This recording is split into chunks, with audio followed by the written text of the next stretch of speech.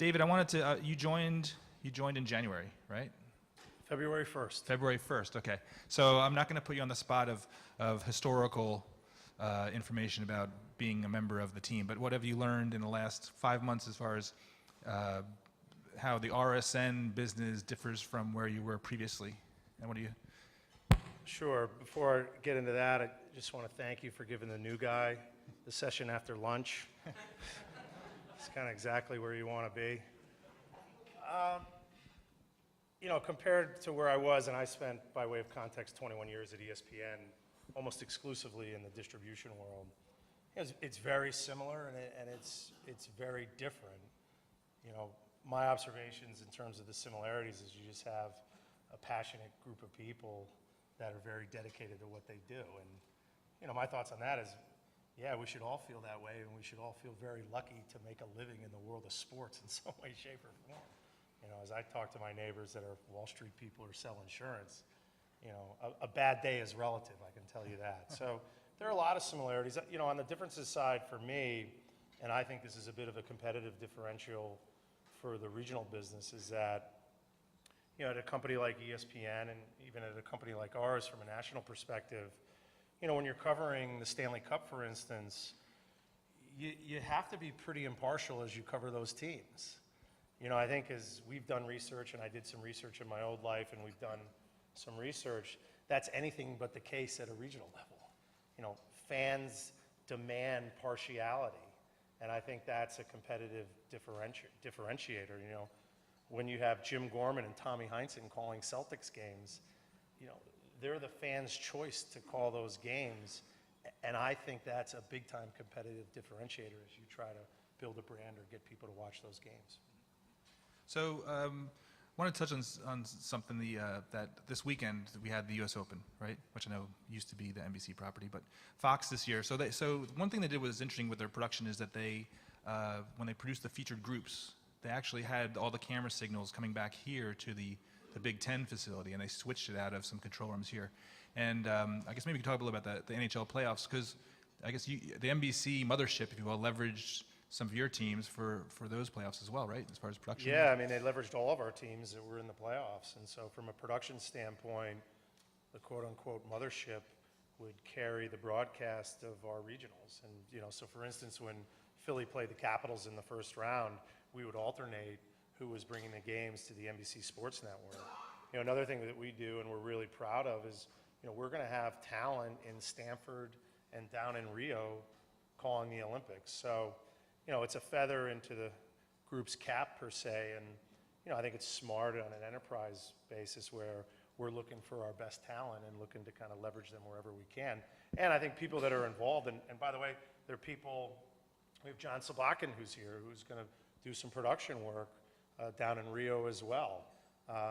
You know, that's just, it's good from a morale standpoint. We're leveraging our best resources, and, you know, I think it's very smart for the company to do that. So I do want to talk a little about Rio, because I think obviously this summer, first of all, it's 1 hour ahead of the East Coast. So the ratings are, I can't even imagine what the ratings are going to be like, and the digital engagement. So what do you see as that opportunity? And because, you know, Fox has this with FS1 and the Open, you know, as far as push and pull between the nationals and some of the regionals, and there's so many different NBC networks will be involved with the Olympics.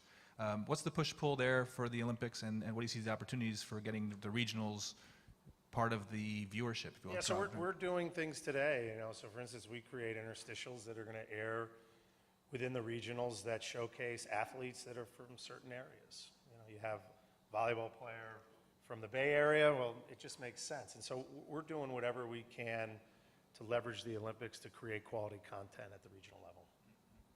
So Jeff earlier today was talking about the Fox programming strategy and you know, and how they really kind of put their emphasis all around the pregame, the game, and the postgame, and they don't really, you know, they don't dedicate a ton of effort to the other day parts or certain other day parts. So what do you see as your strategy for other day parts and getting people to tune in maybe at 11 o'clock in the morning? I mean, is it as simple as just running the game from the night before, or do you think you have to do something different, a little more richer to build that relationship? Yeah, I mean, we have a slightly different strategy. And again, I preface this all with, I've been on the job for 5 months, so this is the world according to me 5 months in. But as I've learned, drinking through the fire hose, we've got a slightly different strategy. And I think, we try to do every day is figure out the best way to serve fans. And in my experience being in the business, whether it be in Chicago, whether it be in Detroit, where there are no professional sports teams, fans have an insatiable appetite to consume content. And my thing is, well, if you believe that, then why would you not serve them in a way that they want to be served? I think where it gets really important for us and for anybody else is to figure out how to serve them in a way that's reflective of their lifestyle. So right now on the East Coast, it's a little bit after 2. I'm not sure that we should be making huge investments in something on the channel, but we should be making investments in a market like Boston or in a market here like Chicago, where you have the NBA draft coming up on Thursday, and fans of the Bulls want to know, are the rumors with Derrick Rose true to the Knicks? Is Jimmy Butler going to the Celtics? What are the Celtics doing with their 7 draft picks? What are the Warriors going to do post-mortem? Are the Sixers ever going to be good again? They want to know these things, and you have these events in drafts that we need to take advantage of. It's a huge opportunity, and I look at it in a lot of different ways, and one of them is, from an off-television perspective. If you look at the barrier to entry for a fan to be served on mobile devices or on a desktop, it is nil. It is none. And you've seen national brands rise from nothing. Bleacher Report came from nothing. Bill Simmons came from nothing, because the barrier to entry is so low. And if we're not doing everything we can to serve fans in a way that's reflective of their lifestyle, then someone else is going to do it. Again, if you kind of believe that fans have this insatiable appetite. And so it's much more today, and by the way, in my mind, it's going to be this way going forward. We're all playing in this game of 3-dimensional chess. Whereas, yes, the core of this business is going to be the events and the programming around the events, but if we're not really thinking critically on how to use all these platforms and how they coalesce together, meaning don't use them in mutually exclusive ways, then I don't think we're serving fans as well as we can. That's the positive way of saying it. The negative way of saying it is someone else is going to do it. And you can see it. And you can see it in big brands coming up like Twitter, and you can see it coming down the road with 2 people in a garage. It's going to happen. And so, what I try to do, and, I was kind of trained in this, is like, there's so much that goes into this. These businesses are so complicated. They're like mass units constantly performing triage, but it gets really complicated really fast. But the key is it all goes back to the fan. And yeah, we have different fans at different age groups, but fans don't care. They want people in this town to have a provider, us, figure out the best way to serve them. And every decision that we make needs to be in that vein. So the beauty is when you have the local game that you really have an exclusive, although I guess one of the complaints I've always heard on the regional level, if the Red Sox are playing the Yankees on a weekend, well, the Fox is going to take one of those games. One of those games is probably going to go to Sunday Night Baseball. Like the regionals, unfortunately, a lot of those marquee matchups kind of get sucked away when the teams get good. But you still kind of own the TV product. The digital side, and we were talking, maybe you can talk about how if you went out on the street and asking people what the digital strategy should be.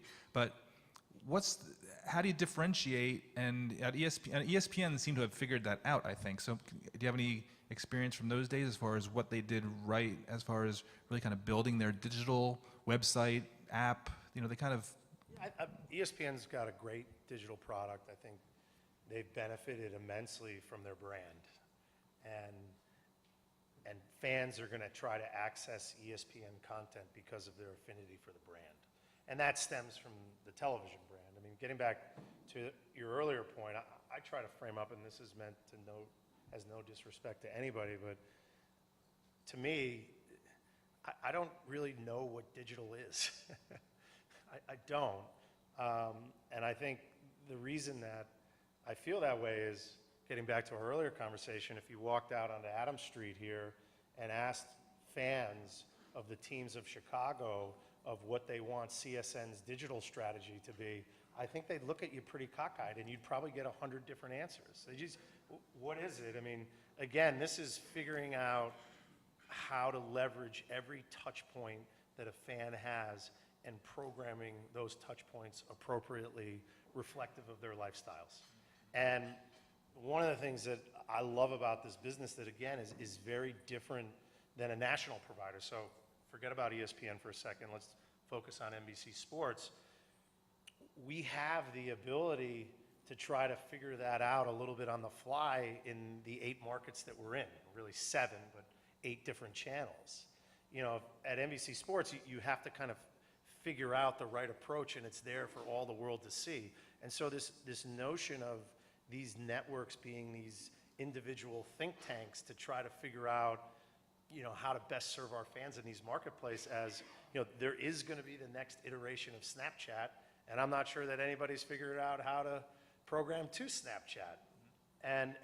But yet we still have this ability to kind of try different things in certain markets.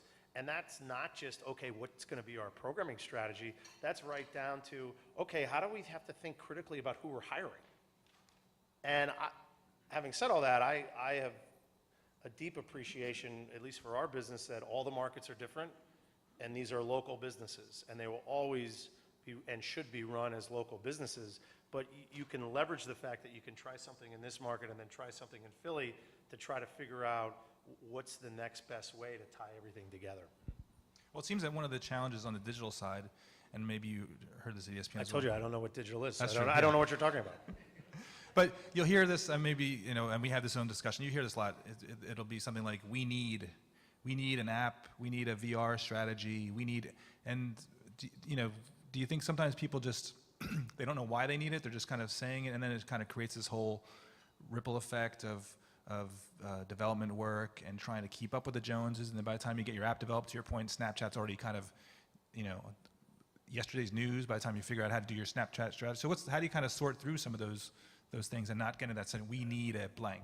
It's hard because you want to create an environment where you're trying new things constantly, you know, but at the same time, you have to figure out a way to fail fast in that environment. So you're not spending too much time on things that aren't going to make a difference. And that's really hard to do, right? Personality-wise, people have different pet projects, or, hey, I was put in charge of our VR strategy, and it's going to be very difficult for that person to admit, because they don't want to admit failure, that there is no VR strategy today. So it's a balance. I mean, I think from my standpoint, as I've gotten up to speed on the businesses, I think these businesses are pretty well resourced in terms of how they spend money on programming. The trick becomes, okay, where do we need to allocate our resources to spend on programming, and how is that going to be different next year than it was this year? And that becomes, you know, a little bit of a, you know, two-sided conversation. One is, we're not going to do X, and we're going to do Y. And those are tough conversations to have. But, you know, the one thing for anybody that's been in the business regionally or nationally is just like, hey, you have to kind of continue to advocate an environment of, hey, what worked a year or two ago may not be the right thing to do tomorrow. And that's, I think, more cultural than anything. And, you know, what I've tried to do kind of coming in on the job for the first few months is, and this part's been really easy, it's like, I barely know anything, to be honest with you. People that I work with know and probably will know forever much more than I'll ever know. And so it just enabled me to ask a bunch of questions. And then that enables kind of just inherent challenging of the status quo. And I think that's what we're going to continue to focus on. And the good news is, you know, I walked into an environment that I think does that very well. So then, what has been your experience in terms of challenging the status quo from a managerial standpoint? How do you challenge the status quo without making people think, oh God, here's the new guy, he's got a bad idea again? So how do you go about doing that, getting buy-in, or really kind of evaluating and relying on the team and their experience? Well, in my experience, first and foremost, there's always going to be somebody that says, oh my God, this is the new guy, what is he doing? And that's okay. That's fine. I don't spend a lot of my time focusing on that. What I try to and have tried to do is focus on the folks that are willing to try new things, and not just in a way where it's like, hey, I'm willing to try anything. It's like, hey, I've kind of given this some thought, and what if we did X, Y, and Z? It's like, all right, well, go run with that. And then, again, this kind of gets back to the unique nature of our businesses. Good news always travels fast. And when someone does something really well, what happens in my travels is there's at least one other person that's like, hey, I'll try that. And then if it works again, then everyone wants to try it. So that's kind of what I've tried to do. And I'm not saying that I've done it successfully, but if anything else, it gives people the feeling of like, hey, this person, I don't have all the answers. I'm the first to admit that. And oh, by the way, hey, here's somebody that's coming in as a resource as opposed to someone that's coming in to keep score, which I'm not. And oh, wow, I've got the proxy to do things that I may or may not have been able to do in a prior regime, and that's fine too. And so I focus on that aspect and do the best that I can to ignore the fact that I know people are going to be like, why is he asking this question? Why is he getting into the weeds of this? Well, wait a minute, that's not how we've done things in the past. That's going to happen, and it has happened. And, I just feel that, and it's no disrespect to anybody, my time is kind of better spent on their behalf, focusing on the other things. So Jeff mentioned this morning the headwinds facing the regional business, and I guess the beauty of this event is that all the RSNs are sort of in the same. The goals are the same. You want to increase the value of the products to the cable operators and satellite operators, right? Get more per sub. Advertising, I guess, isn't that necessarily the big. You were saying earlier, advertising isn't necessarily the big. It's big. I'm glad our chief revenue officer is in here. I mean, I was more saying it in the context. I mean, look, I think for us at least, and I know some people will disagree with this, we have this currency of ratings. And as I asked 1,000 different questions, I was like, okay, well, tell me how that translates into ad revenue. And for us, it doesn't. So why, it's a good thing to tell a partner about. It's something to hold up and say, hey, we did a 4 against the broadcast networks. But when you look at kind of on a dollars and cents basis, I haven't, and that's not to say it's not there, I just haven't found the correlation between, okay, if we increase our ratings 30%, are we going to make 30% more ad sales, or even 20? And I don't think the answer to that question is yes. And so what I've tried to do is say, okay, well, look, for us, I believe, and ad sales is a critical revenue stream that needs to be more critical, in my opinion. And we need to explore ways, and we are exploring ways to do that. But fundamentally, for us, it's all about indispensability. And so obviously that rings true for the ad sales community, but it also really rings true for the distribution community. And I think, you talk about cord cutting, shaving, nevers. Just to get to the point of indispensability, there are 2 reasons for it. And I've spent way too much time on this in a prior life. And there are 2 reasons why people don't subscribe to multi-channel or subscribe to the light package. And one is they don't find the value in it. So in this day and age, there are a lot of different choices that consumers have for their time and where they spend their money on entertainment programming. And 80 or 120 or however many dollars it costs to get expanded basic level of service. For some consumers, it's just not worth it. For other consumers, and I'm more on this side, if you really kind of take a step back, cable television and the bundle that we all pay, which is a lot of money, is the best entertainment value in the world, period. It's not even close, really, on every metric. But for some reason, some people, and they're mostly younger people, don't see the value in it. The other reason why people don't subscribe to multi-channel is they can't afford it. We've got a lot of poor people in this country. We're all up to speed on the income gap, and that's a tougher situation because they're the best viewers of television, right? They watch more television per capita than the wealthiest of individuals. And so, I think the best way to look at all of this is how do you create an indispensable product in the mind's eye of a fan? And how do you do that across every different touch point in a way where if they lost CSN Bay Area or CSN Portland, it would have a meaningful impact on their life? And I think, as I've tried to get my arms around, okay, what do I think we or I should be spending my time on, it always ties back to that. So I asked Jeff about earlier today about the kids today.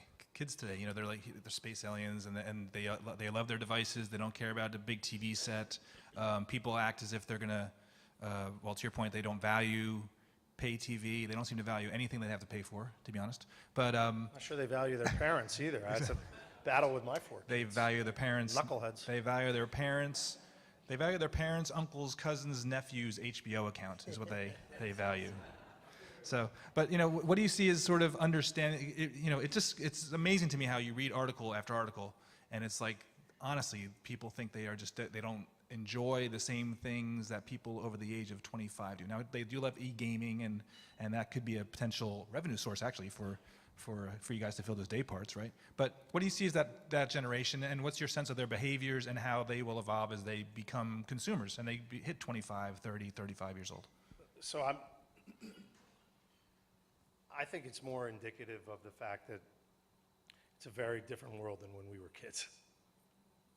It's just a very different world. There are a lot of different touch points. There are a lot of different things that compete for people's time as kids. I'm not sure that kids, I just don't know, are any more or less of sports fans. I haven't seen anything anecdotally or otherwise that suggests, hey, you know, I don't like the Bears as much as my dad did. But what I think is, and it's the power of this business in this room is, you know, it's not just about serving the fans. I mean, if you think about how fans hold their teams and what it means to them. I mean, focus group of one on Sunday night, I'll tell you, it was the best Father's Day gift I got when I'm watching outside with my 10-year-old Game 7. And he was in it for the whole game. And I would say, hey, look, I think that was probably half he likes the Warriors. I think it was half he was hanging with his dad. And we will have that memory. And I've been lucky, as many of you in this room, to be able to give our kids experiences in the sports world. And so that, to me, is a bit of a competitive differentiator. You know, the affinity that people have with their local teams is much more than being part of the community, which is a huge aspect to them. For me, growing up here in Chicago, like, it's the source of some of my best memories. I mean, I will never forget going to the championship game in January of '86 with my dad, ever. And my dad was a working guy, he was a sales guy traveling all over the country, and I didn't see him a lot, but I will never, ever forget that. And I think that's a bit of a competitive differentiator for all of us. The other piece for us, and in more cases than not, you know, we're in business with the teams. It's huge, you know, because their business, in addition to being in partnership with us, is all about the fan. And they've become a lot more sophisticated on keeping track of who their fans are and what they like and what jerseys they're buying and what are the ages and how do you have events that mean things to them. And we're working hard to figure out ways to leverage that because, you know, they're mostly focused on selling stuff, mostly season tickets and mostly tickets into the stadium. There are only a finite number of those. You know, we're focused on being the voice of these teams in these markets. And I think those two things can coexist quite nicely. Well, I think one of the challenges, again, getting back to like the e-gaming and the esports, you know, because these kids, they can experience it because it takes place like in the daytime or it takes place in, you know, 3 o'clock, 4 o'clock, 5 o'clock, and they can get addicted to it. You know, professional sports is going to be interesting. I think they have a bit of a challenge because I think the NFL benefits greatly from the fact that the Super Bowl starts at 6 o'clock, you know? And I mean, the NBA Finals, Sunday was great, but some of those games started at 9, or those West Coast games, so these kids can't even experience, let alone the World Series, you know, the end of the season, you know, and really kind of get addicted to it. The good news is you can fix that. Right. Right? I mean, it's not a case, and I think Jeff made a good point this morning, where we're trying to figure out the widget that appeals to people. Right. You know, if all we need to do here down the road to better serve a certain section of fans, or the majority of fans, or cultivate the next generation of fans, is to move stuff up an hour or two, that's a great spot to be in. Right. So what is your take on some of these, to get a little techie, on things like VR, some of these next generation experiences, what they would mean as far as, you know, getting those younger consumers engaged, Have you guys played with VR on the regional level? I know NBC's done some stuff. Have you? So NBC Sports has done some things most recently around the Kentucky Derby. We're in a unique position too, and in a good one, where Comcast Corporation has a venture capital unit that has an investment in NextVR. So that makes things real efficient for us to the extent that we want to try things. And we do want to try things. Now, I don't know. I'm not kind of there yet. I think watching it for more than a half hour is tough. I haven't tried it yet. A half hour? You did that long? No. You No, didn't. Okay. no, I have not. But you learn a long time ago, never bet against technology. And I think there's some social things about everyone, hanging out with the headsets, which takes away from the experience. But hey, we're going to experiment it, and we're going to leverage our parent company's investment into NextVR. We have businesses in the Bay Area. That sounds like a pretty good place to test technology, or not. I mean, we can test it wherever we want. And we're going to do some stuff. How that plays itself out, I don't know. I mean, I think we're going to keep an eye on, hey, how do these headsets get deployed in the marketplace? It's a really big buzz at the moment, but there isn't anywhere close to being any semblance of critical mass. And I always, someone once said to me, and I thought it was pretty spot on, with new advances in technology, you're really onto something when they're 10 times better than the incumbent experience. So the iPhone was 100 times better than any semblance of a smartphone before the iPhone was released. We all looked at HD technology and said, that is at least 10 times better than standard def. And so I try to kind of look at things through those lenses. I'm not convinced that VR is 10 times better than anything right now, but it has the potential to be, given certain things about it. So last question, just to finish on maybe a bullish note, if you agree with me. But the Nielsen situation, sports still doing really well on a national level, even on a local level, as far as driving, viewership and setting records year over year. Some of the sports, some are having problems. But with the rise of Netflix and Hulu and on demand, it seems as if the prime time, the whole concept of, this goes back to the scheduling of when sports happen. The prime time concept could be kind of gone in 3 or 4 years, except for, sports. So what's your sense on it, and people doing on demand to be able to binge watch a show as opposed to having to tune in? So there's almost less competition for you because no one's making a choice between watching, House of Cards or your games. Your games are there. House of Cards is always there. So do you think that's going to see Nielsen ratings kind of continue to improve for sports as people become more accustomed to just using VOD for primetime shows and the dramas and the comedies? Yeah, I think so. I mean, sports is kind of the last bastion of must-see TV. And I don't think there's any part of the sports business better positioned to take on the headwinds that we're feeling or take advantage of all the opportunities that are out there across all platforms than regional sports networks providers. I mean, it's just, for us, we're in big markets. We're partnered with teams. These are great businesses. And, at the core, it all ties back to the affinity that fans have for their pro teams. And that is never going away. I don't think it's ever going away in our lifetime. And, relative to what you just said, if anything, that relationship will be deeper. I mean, it will be more meaningful because it's like, okay, well, I don't really need to watch anything else, potentially. I think you can make a few exceptions with reality-based programming and things like that. But that paradigm is shifting just in terms of, hey, well, I can watch that more on my time, but the beauty of our businesses here is for our events and for our post and our pre and on the way into work, we're going to have people consuming on our time, and that will continue to be a competitive differentiator. And sports is inherently a local business, in my opinion, regardless if you have pro sports teams or not. I mean, try telling that to people in Lexington, Kentucky. You don't think they're big sports fans in Lexington? I mean, give me a break. So that, I think for all of us will continue to be a competitive differentiator. And I am, I'm completely bullish on the space. As I talk to people, it's like, well, yeah, I mean, we've got some headwinds, but what business doesn't? Every business does. And I think, you know, there are many, many more opportunities than obstacles that we need to navigate around. And, you know, there are just so many benefits and strengths to being in these local businesses that I think will continue to carry the day for sure. Well, that is a great place to end. So thank you so much, David.